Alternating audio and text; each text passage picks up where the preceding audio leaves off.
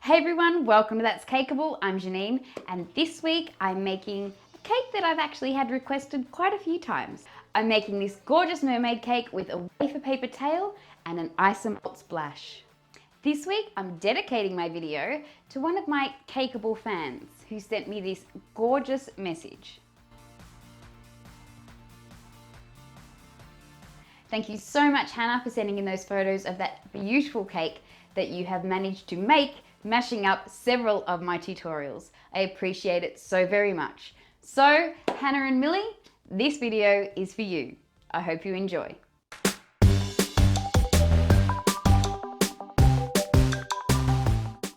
So to make my mermaid cake, I made mermaidy coloured cakes. This is vanilla cake that I coloured in teal, pink, white and purple, and I have cut them into 1-inch layers, and now I'm just cutting off the caramelization from around the sides of the cake. I put some ganache on the cake and start layering them up, filling them with vanilla buttercream in between.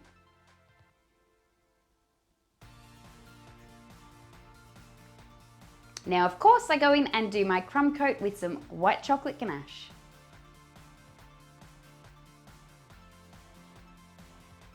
Once my crumb coat was chilled, I came back in with a layer of white ganache on the top, placed my top board on top of the cake, and then went ahead and started doing another ganache coat using the top board and the base board as my guides.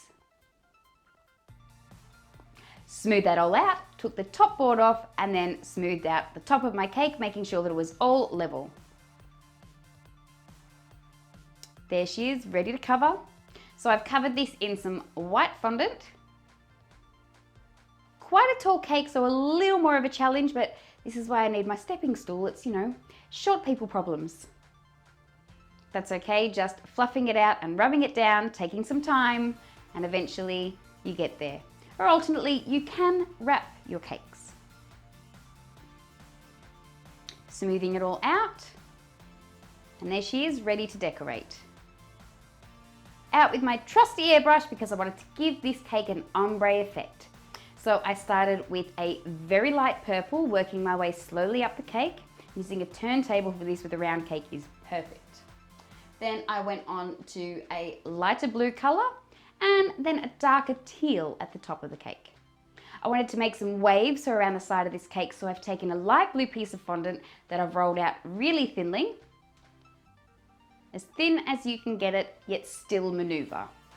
And then I took my pizza cutter and just cut out some wavy lines.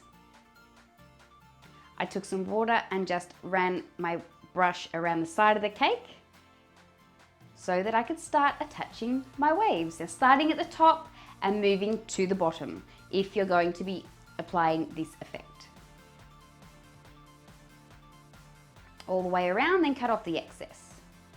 And then continue doing so until you hit the bottom of the cake. I know I'm covering up some of my ombre airbrush, but we will remedy that in a moment. Mermaidy waves. See, I come back in with my airbrush and just use the same color combo and the same method that I used earlier to ombre that cake. I also went in with a pearl luster and did just a light pearl sheen all over the cake also. Now we're on to probably the most technically challenging part of the cake, and that's making the mermaid's face. So I've taken some Carlos Laschetti HD Sugar Paste tinted in a skin tone. You can tint it in any skin tone you like. I made a ridge with the side of my hand halfway down that oval, and then I started pinching inside the center, just to make a more defined nose area. Pushing upwards, pushing inwards, until I was happy. I took a ball tool and used that on either side to, number one, help define the nose a bit more, and number two, help define where the little eyes are going. I then pinch underneath her head, making a neck and defining the chin.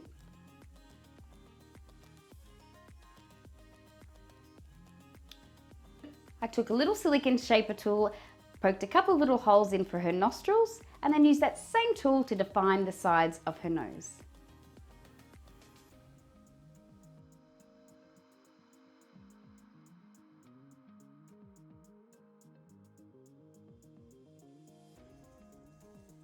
To make her mouth, I took my Dresden tool and I just made a hole in her mouth, And then I gently pulled up some of the fondant at the top of her mouth and at the base of her mouth. Just gently pulling it up to make a lip. And then if you push it down just a little bit, it does look more like a lip. I also took that tiny little sugar shaper tool and defined the base lip by going around the bottom of it. Once again, going back in with my bowl tool to define where her eyes are going. You don't want to lose any of that shape along the way. To make her eyes, I took some more of Carlos Lachetti's HD sugar paste in white, just made little balls and popped them in her eye sockets and smoothed that down with my ball tool. Now to paint her eyes, I'm using some gel food colouring in avocado green. Firstly, this first coat is quite watered down, so it's quite light. Then for the outline, I go around with a darker gel colour, go back into the centre with a bit more yellow, and then back around the edge with a bit more dark green. To make the eyes more multi-dimensional, because eyes are the windows to the soul, remember? Then just a little bit of black in the center for her iris. To make her eyelids, her top eyelids, I've taken a tiny piece of sugar paste, made it into a circle and cut it into thirds, placed it on the top of her eyes with a little bit of water, and then I'm using my Dresden tool just to shape that around her eyeballs.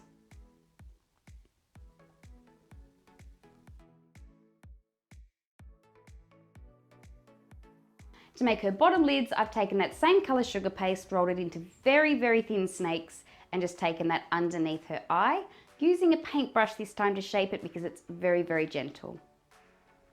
Now on the top of the lids, to define them a little bit more, I've taken a very thin piece of black fondant, attached that to the very edge of the upper eyelid, and then I go ahead and do exactly the same with an even thinner piece of black fondant on the bottom lid.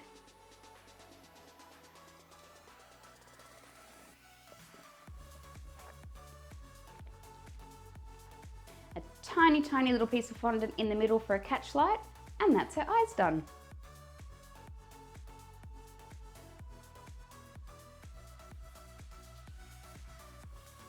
Then I've taken some pink petal dust and just given her a little dust on her cheeks, and then for her lips, I've added some more pink petal dust to some rose spirit and painted her lips for her lipstick. For her eyebrows, I decided on her hair colour first, and we're going with a blonde mermaid.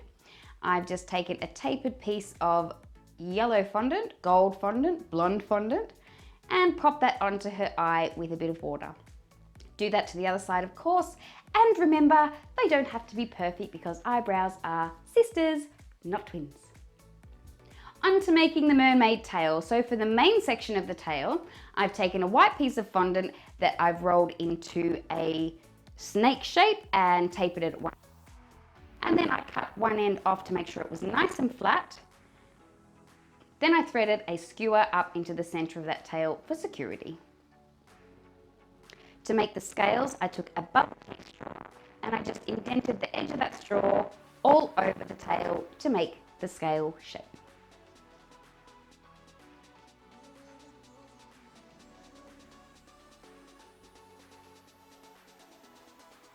Sometimes just household tools are the best tools.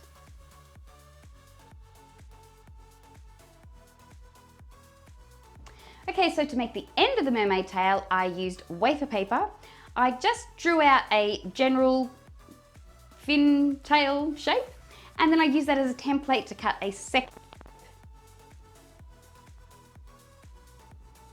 I then went ahead with my airbrush and I used the same colors that I'd used on the cake to color the tails. Now, be wary using airbrush color on wafer paper. Wafer paper will melt when moisture is added to it, so just go gentle. But in this case, having it a little bit wetter actually helped because it gave me that more rough.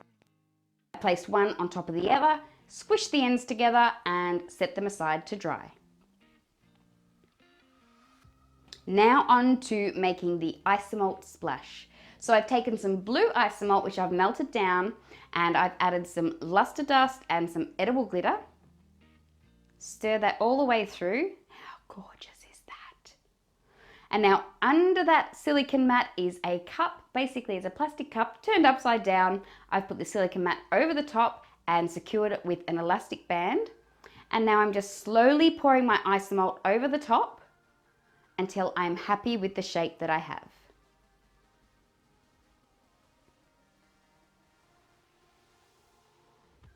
Slowly does it.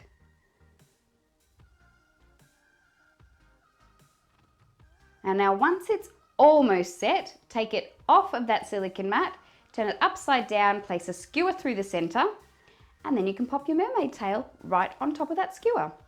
I attach the end of the tail with a little bit of royal icing.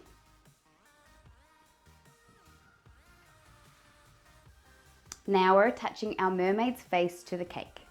So I've just used a couple of skewers to secure her little head there.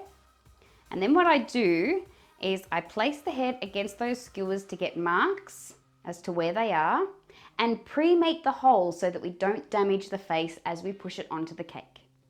A little bit of royal icing on the back for extra security and slowly push that into position.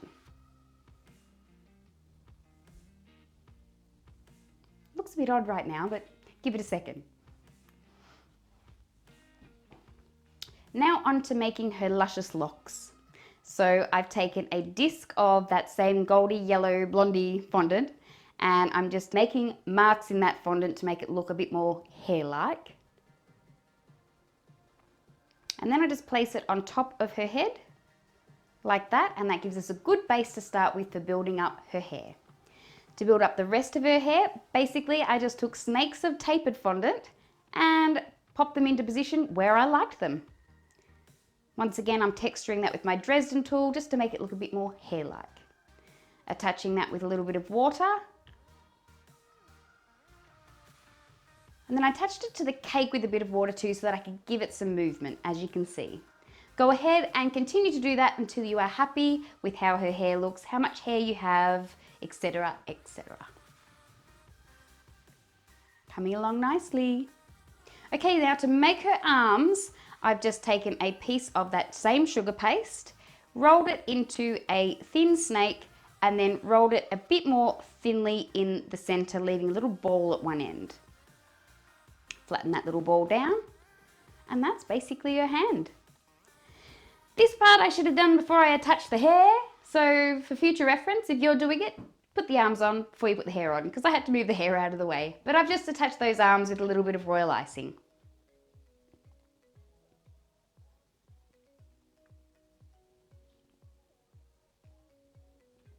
Now for our glorious topper. I put a skewer in the top of the cake, secured with a little bit of royal icing, and I place our topper right up there on top. For me, she needed a bit of extra something something. I'd ordered some seashell molds and they didn't come in time. So I made some seagrass by cutting out some thin pieces of green fondant tapered at one end, wrapping them around my modeling tool,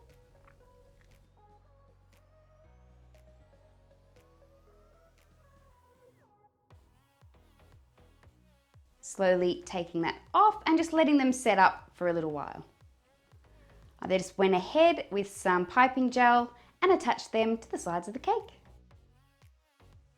And there we have our gorgeous little ombre mermaid cake with a wafer paper tail and an isomalt splash.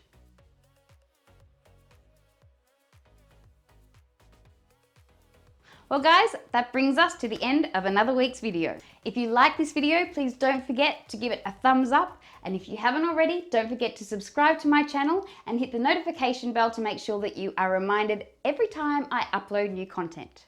I hope that everybody that requested a mermaid cake is as happy with the end result as I was. Well guys, thank you so much for joining me again this week. I look forward to seeing you next time. But until then, you know the drill. Number 1, go and check out my other videos here. Number 2, make like Hannah did and go and get your cake on. See you next time. Bye.